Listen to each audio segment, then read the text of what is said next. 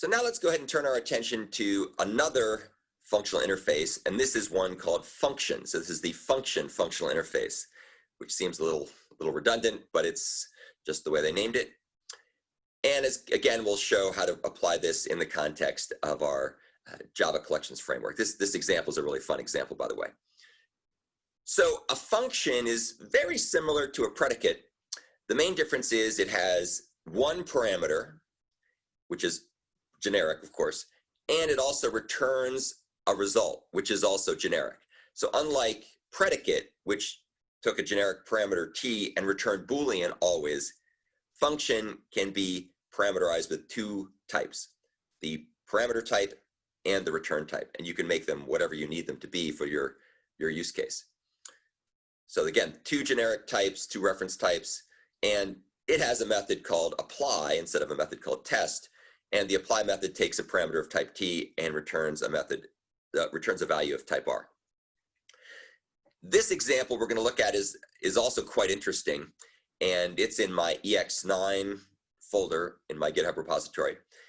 And what it's going to do is it's going to define a cache that's going to remember the results of prime number calculations. So we're going to have this thing which we call prime cache, which is going to map integer to integer, where the first integer is going to be the prime candidate. It's some number that we want to see if it's prime or not. And the second value is going to be either 0 if the number is prime, or the smallest factor if it's non-prime. And as you probably know, computing whether something's a prime number is a fairly computationally intensive operation. So what we're going to do here is, rather than recompute this every time someone wants to know if some value is prime, we're going to compute it the first time, and then we're going to go ahead and cache it and just look it up in the map. And so this is going to show off some really cool different techniques. And the example that this is part of is really fun, and we'll see some other examples of this much later in the course when we talk about other more advanced mechanisms and frameworks in modern Java, things like RxJava and Project Reactor and so on. So what we're going to do here, we're going to use a concurrent hash map. Concurrent hash map is basically a hash map or a map that is carefully optimized to work efficiently and correctly if you have multiple threads in your program. And what we're going to do here is we're going to use a very special method that's part of the prime cache called compute if absent. And this is sometimes referred to as an atomic check then act method, or check then conditionally act method, as it might be. And what compute if absent does is it looks up in the map to see if there's already a value associated with a particular key. In this case, if we already know the results of checking if a prime candidate is in fact prime.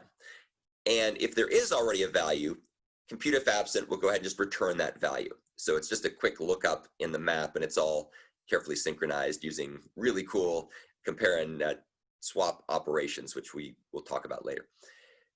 If, however, there is no mapping yet between the key and the value, what we're going to do instead is the compute if absent method is going to atomically call a function. And the function in this case is provided as a lambda expression. And what the function is going to do is it's going to take the key, which is the prime candidate in our use case, and it's going to go ahead and call the prime checker method, and it's going to take that key and it'll go and do the algorithm to check if a number is prime. So again, if a number is prime, it returns 0 because there are no factors. Otherwise, it returns the smallest factor if it's prime. Okay, so that's basically what that lambda function does. Now, we can also apply something called a method reference, which in this case is even more concise. So prime checker, as you can see, is simply a method that takes an integer and returns an integer. And that conforms nicely to this lambda expression. So your compiler, your IDE, will automatically be able to convert code that looks like this particular form of lambda function, into a method reference, which is arguably a little bit more concise and a little cleaner to read. It's almost like passing a pointer to function or pointer to member function in a language like C or C++. Here is what the compute if absent method looks like. So as you can see, it's going to take a key and it's going to take a function. And the function is called the mapping function. And the mapping function is then used in the compute if absent method to go ahead and compute whatever we want this function to return. In our case, it's computing if something's prime, but in general, it could be whatever we implement to be the apply method on our functional interface, our function functional interface. Here's a little bit more syntactic information about the way that wildcards work. So the first generic parameter to the function is a so-called lower bounded wildcard, which restricts the unknown type k to either be a specific type or a supertype of that type. And then there's also another one called v, which in this case is what's called an upper bounded wildcard that restricts the unknown type to be a specific type or a subtype of that type. Again, you're welcome to read the links down below to learn more about upper bounded and lower bounded wildcards. It's not that important to understand the example. We're not doing anything fancy here. We're basically just mapping integer to integer, so there is nothing more profound there, but the way it's implemented under the hood gives you more flexibility if you ever need it. So here's the mapping function. This is the parameter, and you can see that we map that to the prime checker method reference. We could also have mapped it, of course, to the lambda function that I showed you earlier, but let's use the method reference because it's more concise. So that method reference is, of course, is what gets mapped and passed in, and then down here in the innards of compute if absent, and all this stuff, by the way, takes place in a very cleverly synchronized chunk of code using these atomic compare and swap operations, which we'll talk about at some point. What's really happening here is it looks like it's saying mapping function dot apply, but under the hood, what it's really doing is it's saying prime checker on the key, and that comes back with a value, and then that value is going to be stored into the map if there was no mapping before in the map between that key and that value. So we're calling the apply function only if there's not already a mapping. So you can see here that this is, again, a very clever way of being able to do these associations, and the lambda method that's passed in, the method reference that's passed in is very clean and concise, doesn't really indicate the details of what's happening here, but then it's used under the hood by calling the apply method on the function functional interface. Let's take a look at another functional interface example. So in this particular case, we're going to do something a little bit more interesting, perhaps a bit more complicated, which is why I did this one second, not first. So what we're going to do here is we're going to make ourselves a list of threads, and each of the threads in our list of threads is going to be given a name, and just to be somewhat silly, we're going to give it the names of the Three Stooges. So we're going to have 3 threads named Larry, Curly, and Moe. Why you would ever want 3 threads named Larry, Curly, and Moe is anybody's guess, but maybe you were going to write some kind of a Three Stooges simulator game or something like that, where they would poke each other in the eye or hit each other on the head or whatever the Three Stooges like to do. This particular example is in my EX5 folder in my GitHub repository. What we're going to do here is, once we've gotten ourselves this list of threads with named threads, is we're going to go ahead and we're going to sort the threads by their name. And the way we're going to do this is we're going to use the sort method, because a list has a sort method defined on it. And we're going to go ahead and give it the getName method reference, which is going to be used to indicate how we want to sort the threads. We want to sort them by name, as opposed to, for example, sorting them by ID. And you can read more about how to sort lists down here in the link at the bottom of the slide. To make this all work within Java's type system, we're going to use a method called comparing, which is part of the comparator interface. And this will be used to impose a total ordering on some collection of objects. Here's what comparing actually looks like. So comparing is a static method that's defined in the comparator interface. And you can see here that it takes a function as its parameter. And the function is going to basically, again, take a parameter t, which is the input type, which in our case is going to be a string. And then it's going to go ahead and return a value.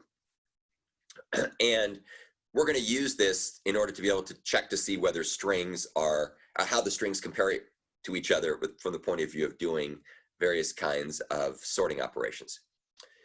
So the thread get name method reference, that's what we're passing here. If you take a look back at the earlier call, we can see we're passing in thread get name. That's the function that we're passing here to the key X parameter. And if you take a look at the implementation of comparing, it's going to say open paren C1 comma C2. So this is actually expecting to take two values, which of course is exactly the way you compare things in a sort algorithm, right? You have to compare one value with another. So these are the objects, these are the thread objects that are being compared by sort.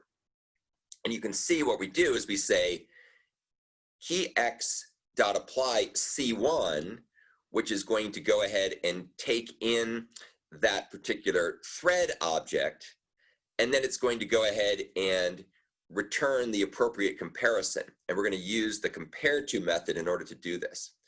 So what's actually happening here under the hood is it's effectively turning into C1, which is the thread object, dot get name, dot compare to C2, dot get name.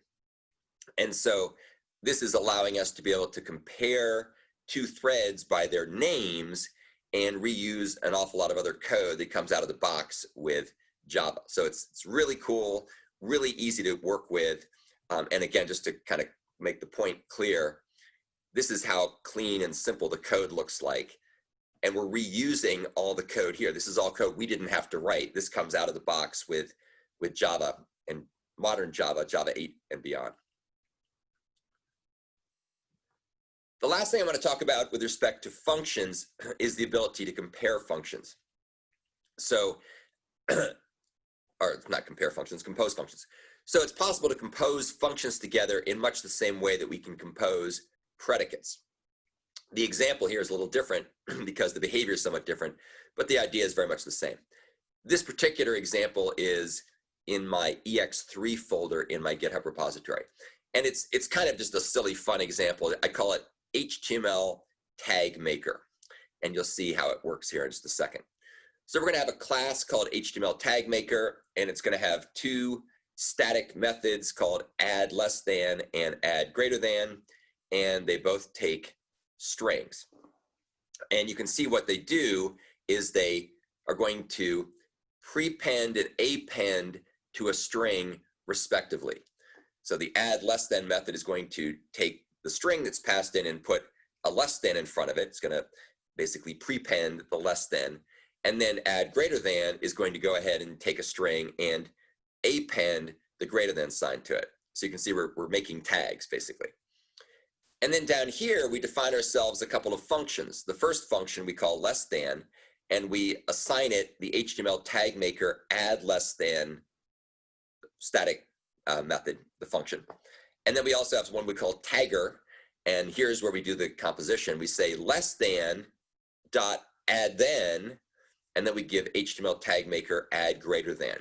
So the tagger function is composing together one function that puts the less than at the front, and then another function that puts the greater than at the end. So we're making a tag.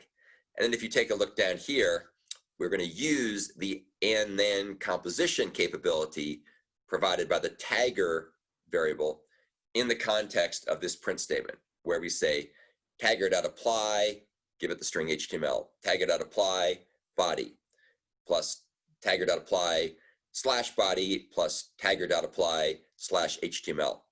And of course, what that'll print out will be basically a little HTML tag sequence where we're going to have the HTML body tags nicely nested and matched with the tags added automatically using the composition capabilities of functions. So again, not the world's most profound example, but it illustrates the point how you can compose functions together in order to be able to get interesting results.